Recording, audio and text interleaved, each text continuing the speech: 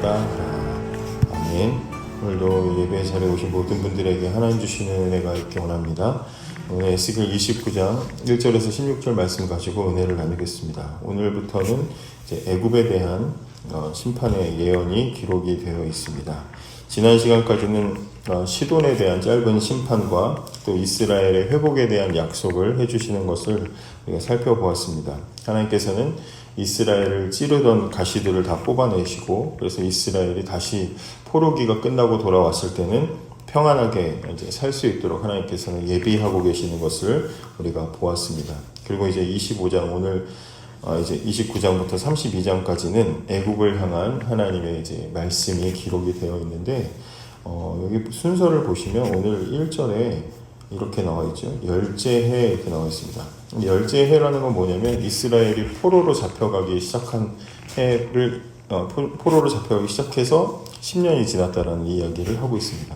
근데 이 열제해는 지금 이 순서를 보면은 두로가 먼저 나와 있고 그 전에 에돔이 나와 있지만, 에돔은 언제 이 예언이 되었는지는 써 있지 않고, 두로에 대한 예언은 26장에 보시면 11제해로 나와 있습니다. 그러니까 지금 시간 순서로 기록된 것이 아니라 주제별로 기록이 되어 있다는 것을 알 수가 있죠. 그래서 에스겔의 부분 보면 몇 제해 그러는데 그게 시간 순서로 되어 있지 않습니다. 그러니까 두로가 멸망을 하고 그 다음에 애굽이 멸망한 예언이 나온 것이 아니라 애굽 예언이 먼저 나왔다는 것입니다. 그래서 이때는 아직 예루살렘 성이 완전히 함락되지 않은 그런 상태입니다. 그러니까 예루살렘이 아직은 바벨론에 대해서 버틸 수 있다 생각하고 바벨론에게 저항해야지라고 생각하고 있었던 때입니다. 누구 믿고 그러겠습니까? 애굽 믿고 이집트 믿고 나는 저항해야지 하고 지금 그렇고 있는 상황에서 하나님이 이 말씀을 주신 겁니다. 이 이집트를, 애굽을 의지하지 말아라 라고 이제 그 말씀을 해주시는 이야기가 오늘 보시는 말씀이라는 것을 생각하시고 보시기 바랍니다. 애굽은 이스라엘이 계속해서 오랫동안 의지해왔던 전통적인 강대국 중에 하나였습니다. 그래서 바벨론에게 대항할 때마다 이제 애굽을 뒷배로 믿고 이제 이렇게 대항을 했고, 조공을 바치다가 애굽 믿고 안 바치고 뭐 이제 그랬던 이제 관계들이 있었는데, 지금까지 이제 25장부터 28장까지 이어졌던 나라들, 모압이나 암몬이나 블레셋이나 이런 나라들은 다 이스라엘을 조롱하거나 미워하거나 관계가 안 좋았던 나라들이라고 한다면, 오늘 이 애굽은 이스라엘과 관계가 좋았던, 그러니까 이스라엘이 기대고 의지했던 나라였습니다. 그런 애굽을 하나님은 지금 심판의 대상으로 여기고 계시는데, 3절의 중간에 보시면 애굽의 바로 왕이여 내가 너를 대적하노라. 너는 자기의 강들 가운데 누운 큰 악어라. 강에 누워있는 큰 악어다. 악어는 굉장히 무섭죠. 악어는 무서운데 강물 속에 있는 악어는 굉장히 무섭습니다. 근데 강물 밖으로 나오면 별거 아니죠. 그래서 오늘 예언을 쭉 보시면 강에서 끌어내시는 이제 이야기를 하고 있습니다. 나일강에 떠있는 거대한 악어로 지금 비유를 하고, 그리고 이제 3절 뒤에 보시면 스스로 이르기를 나의 이 강은 내 것이라 내가 나를 위하여 만들었다 하는도다 이렇게 되어 있습니다. 나일강이라는 것은 그 나일 이집트 문명뿐만 아니라 나일강에 연결되어 있는 많은 나라들을 먹여 살리는 이제 그런 생명줄과 같은 그런 강인데, 바로가 이렇게 그 좋은 강을 자기가 만들었다라고 말할 만큼 교만했다라는 겁니다. 지난번에 보셨던 두로 왕처럼 지금 그렇게 신을 사칭하고 교만한 소리를 하고 있는 겁니다. 그래서 하나님께서는 그 교만을 이제 가지고 이제 심판을 하시는 것이죠. 그래서 이렇게 말씀하십니다. 4절을 보시면 내가 갈고리로 내 아가미를 꿰고 너의 강의 고기가 내 비늘에 붙게 하고 내 비늘에 붙은 강의 모든 고기와 함께 너를 너의 강들 가운데서 끌어낼 것이다. 그러니까 강 안에서는 네가 강하지만 빠져나오면 너는 아무것도 아니니까 너를 끌어내겠다. 방구석에서나 우물 안에서나 네가 큰 소리 쳤지 나오면 아무것도 아니다. 그리고 갈고리를 깨가지고 너를 끌어내겠다라고 말씀하는 겁니다. 그리고 5절에 보시면 너와 너의 강의 모든 고기를 들에 던지리니, 강에서 어디로 던집니까? 들로 던지죠. 들에 던지리니 내가 지면에 떨어지고 다시는 거두거나 모으지 못할 것은 내가 너를 들짐승과 공중의 새의 먹이로 주었습니다. 강 속에서 두려움 없이 군림하던 군주가 물 밖으로 끌려 나와가지고 들판에 짐승과 새의 먹이가 되었다. 이렇게 얘기합니다. 자기가 만들었다고 큰 소리 치던 그 강에서부터 끌려 나오니까 아무것도 아니게 되었다. 들짐승과 새의 먹이가 된다. 성경에 종종 이런 표현이 있습니다. 들짐승과 새의 먹이가 된다. 가장 수치스러운 죽음을 이야기하는 겁니다. 시신 수습도 안 될 정도로 들판에 버려져서 뜯기는 그런 신세가 된 것은 가장 이제 비참한 결말을 이야기하는 것입니다. 두로 왕과 지금 굉장히 비슷하게 하나님께서는 말씀을 하고 계시죠. 그래서 온 세상을 당시에 호령하던 바로에게 하나님께서 내리신 결말이 이렇다라고 이야기하고 있습니다. 이제 6절부터는 그 시선이 바로에게 가는 것이 아니라 이제 이스라엘을 좀 향해서 하나님은 이스라엘 들으라고 하시는 말씀입니다. 애굽의 모든 주민이 내가 여호와인 줄 알리라. 애굽은 본래 이스라엘 족속에게 갈대 지팡이라 이렇게 되어 있습니다. 갈대 잘 알죠. 우리가 갈대를 보면 겉으로 볼 때는 뭐가 되게 있어 보이지만 그걸 의지하려고 하면 아무 힘도 되지 못합니다. 그래서 실제로는 너무 약해서 막 금방 꺾어져 버리고 의지하기에는 너무나 약한 식물이 바로 갈대입니다.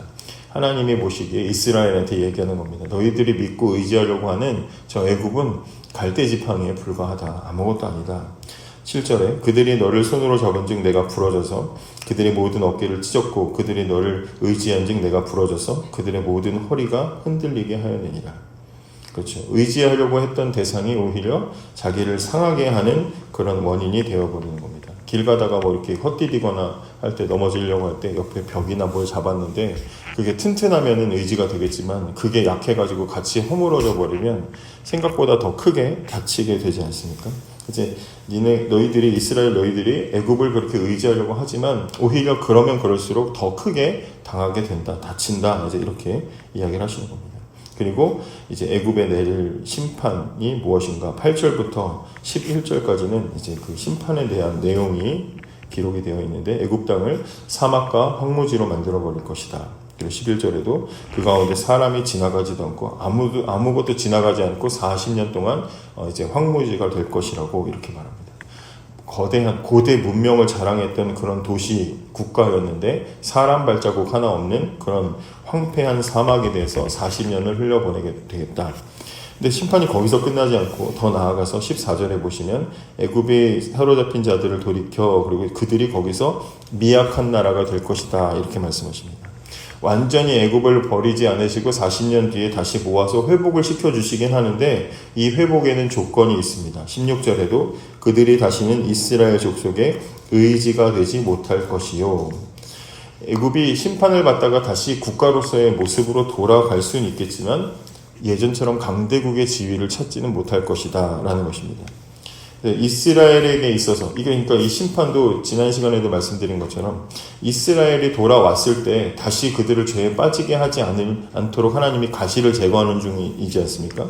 그러니까 마찬가지로 이스라엘이 다시 돌아왔을 때 또 애굽을 의지하면 이건 또 문제가 되기 때문에 애굽 너희는 다시는 이스라엘이 의지할 만한 나라가 되지 못하게 하겠다라고 지금 그렇게 하나님께서는 저주를 내리고 계시는 것입니다. 그래서 이제 애굽 하면은 의지할 나라 이렇게 되기보다는 애굽 하면은 예전에 괜히 잘못 의지했다가 크게 우리가 다쳤지 하는 그런 지나간 실수를 떠올리게 하는 그런 나라로 남게 만들겠다. 이것이 하나님의 심판의 내용이라는 것입니다. 그러니까 여기서 하나님의 심판의 목적을 우리가 분명하게 알 수가 있습니다. 하나님의 이 심판의 목적은 애굽을 완전히 초토화시켜서 없애버리는 데 목적이 있으신 게 아니라 잘못된 신뢰관계를 바로 잡는 데서 하나님은 멈춰버리시죠. 또 과하게 심판하거나 더 지나치게 하나님은 무엇을 더 하지 않으신 것입니다. 그죠? 이스라엘이 더 이상 애굽을 의지할 생각을 갖지 않을 정도로까지만 낮추시는 걸로 하나님은 이 심판을 멈추시는 것을 우리가 보게 됩니다. 이제 애굽은 낮아졌고 이제 돌아와서도 이스라엘은 애굽을 의지하지 않고 어려움 속에서는 하나님을 의존하도록 그렇게 하나님께서 만드신다는 것입니다. 오늘 본문에 두 가지 교만이 함께 나왔습니다. 자기 힘과 성취를 창조주의 자리에 올려놓고 있는 이 바로의 교만이 있었고 또 하나는 하나님을 의지하지 않고 눈에 보이는 강대국을 의지했던 자기 힘으로 어떻게든 해보려고 했던 이스라엘의 교만이 있었습니다. 하나님께서는 40년이라는 시간 동안 심판을 하셔서 두 가지의 교만을 함께 꺾어버리시는 것이죠. 그래서 이집트, 애굽에게는 우리는 아무것도 아니구나 라는 것을 알게 하실 것이고 이스라엘에게는 애굽은 더 이상 우리가 의지할 것이 아닌 갈대 지팡이에 불과하구나 라는 것을 깨닫게 하시는 것입니다. 저와 여러분들이 말씀을 보시면서 이런 생각들을 좀 적용했으면 좋겠습니다. 이스라엘처럼 우리에게도 믿는 구석이 있지는 않은지, 하나님 말고 그것만 있으면 돼라고 하는 우리를 안심하게 만드는 것들이 있다면, 그게 돈이든지 사람이든지 어떤 개인적인 능력이나 내가 가지고 있던 무엇이든지 상관없이 하나님을 대신하고 그것만 있으면 돼라고 생각하는 것들이 우리 안에 있다면, 하나님께서 오늘 말씀하시는 것은 그것은 갈대지팡이에 불과하다라는 것입니다. 흔들리지 않는, 우리가 견고하게 의지할 분은 하나님밖에 없다는 것을 다시 한번 우리가 기억하면서 갈대지팡이가 아니라 하나님을 의지하며 살아가는 저와 여러분이 되기 원합니다.